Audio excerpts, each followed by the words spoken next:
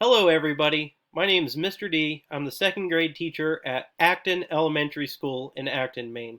And this message is to all of my awesome second grade parents who have done a fabulous job making remote learning happen at home. Without you guys, none of this would be anywhere close to being possible. So from the bottom of my heart and the other staff at Acton Elementary School, we thank you. To help you further, I've created this video that goes a little bit more in-depth with how we are using Google Classroom as a means for remote learning. So first, I will walk you through what the start of a day looks like for a child. They start off by logging in, and the first thing they see is the stream for my classroom. It works very similar to Facebook, as new posts are always at the very top and the oldest things are pushed down below. At the very top is a very important message about a Zoom meeting occurring at 9 o'clock in the morning. So please make sure that your son or daughter attends that meeting, as it's an important part of our day and a lot of new information can be passed out at that time directly to them. And the link is right there. Make sure that they are clicking on the link on their own device. Below that is something very similar that you've seen before, and this is my morning agenda for the entire day.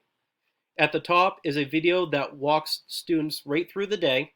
If they get any little hiccups, they can go back to this video, and I pretty much walk them through all the assignments for the day.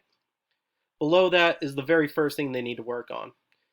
Anytime you see something that says Classwork tab, that means that they have an assignment that they need to do in the Classwork tab at the very top. So we'll go over there now, and we'll find a piece of work that needs to be turned in. Notice that these are green. That means that they are missing. They need to be completed. So we'll click on this one. Usually there are a few directions at the top, and sometimes a video that shows a mini lesson that has to do with the assignment. So if your child needs the quick reminder, they can check out my video and then work on the assignment. So let's click on this Google Doc right below, which will bring us right to what we need to do.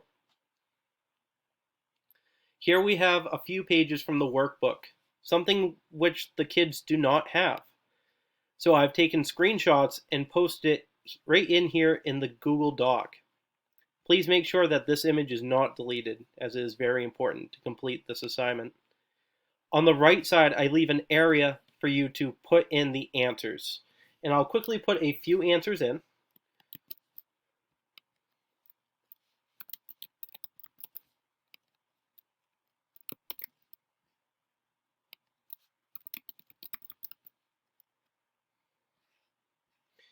Please also note that there are usually 2 pages. Sometimes we have students miss the second page completely.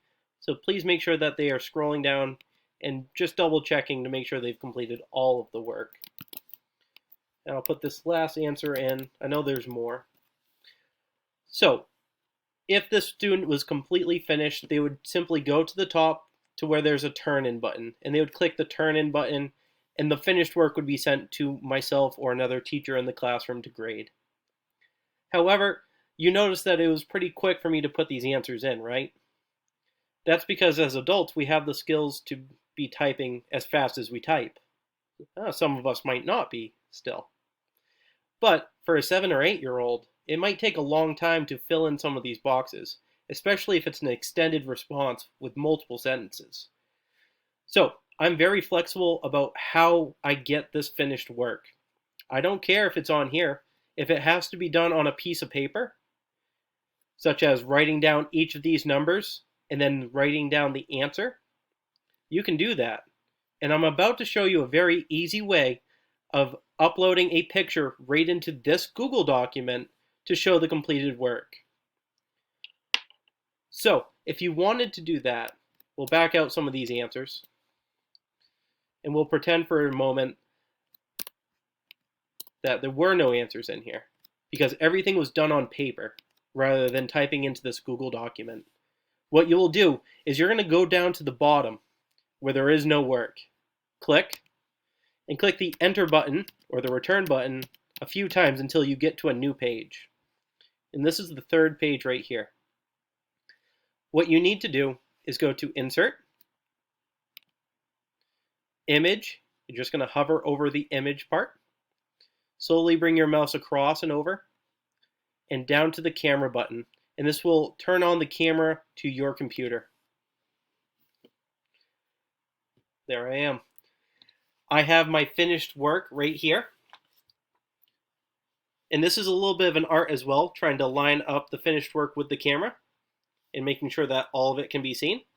This might take some practice, but it is definitely one way to show finished work without typing directly into the Google document. So, once you have it the way you want, you give me a good smile. You can click the camera button. And you'll notice right over here to the right side, I have a picture. If you like it, it looks good, not too blurry, you can click the insert button right here.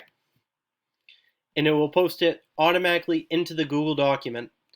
And this is just as good as typing in your answers above, because whoever is grading this will scroll to the bottom and they will see your picture that's attached. Once you're completely done, click the Turn In button. And one more time. Then the assignment has been turned in to myself for grading.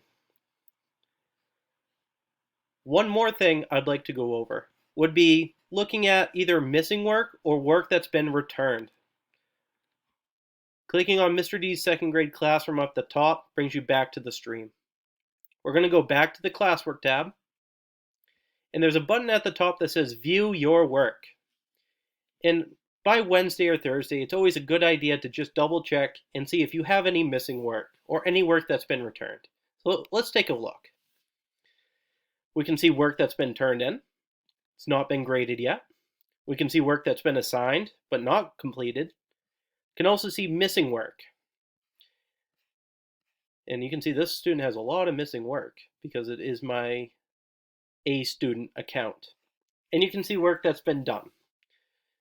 We're on a grading system of 1 to 4, 4 being mastery, and you can always see if something was done late. But we're worrying about the stuff that's most recent.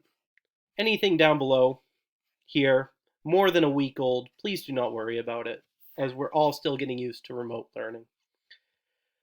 So let's take a look at a piece of work that I know that I've turned in, but for some reason, there's no grade.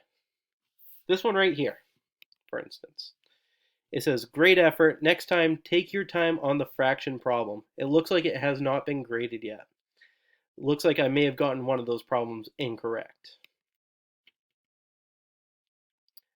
Another assignment that I know that I've turned in is this one right here. And it says that it's still missing. I wonder why. There's also a comment here. The comment says, looks like you did not finish this assignment. If it looks like something has just been turned in without any answers, I'm going to send it right back with a private comment that says that you did not finish it. Simply click View Details, and it will bring you back to what the assignment was, because there might be important information about a YouTube video and specifics about it. And you can click on the piece of work right here, and you will see if any work has been completed. If not, you can go through the same procedure as before, either entering your questions here or scrolling to the bottom onto the next page, insert, image, camera, and you can upload a picture of the finished work, then click the Turn In button.